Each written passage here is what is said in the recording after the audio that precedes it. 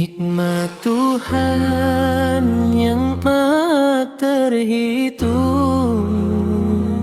mengalir lembut tak pernah berhenti.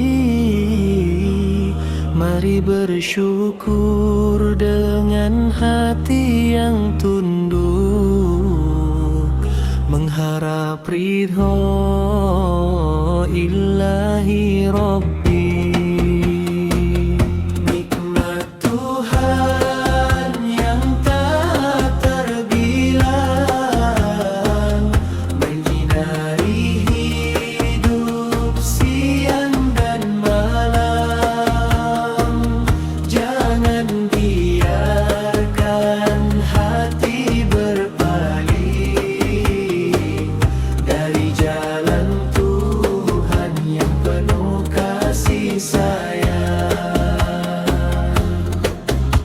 Udara segar setiap waktu,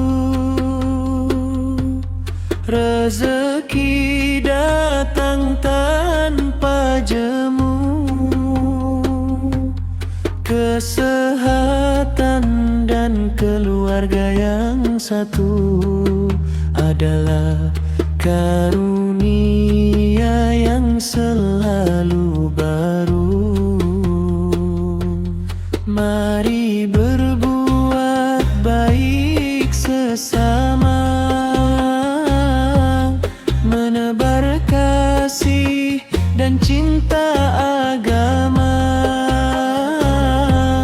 menjadi khalifah yang setia untuk dunia dan akhirat selamanya.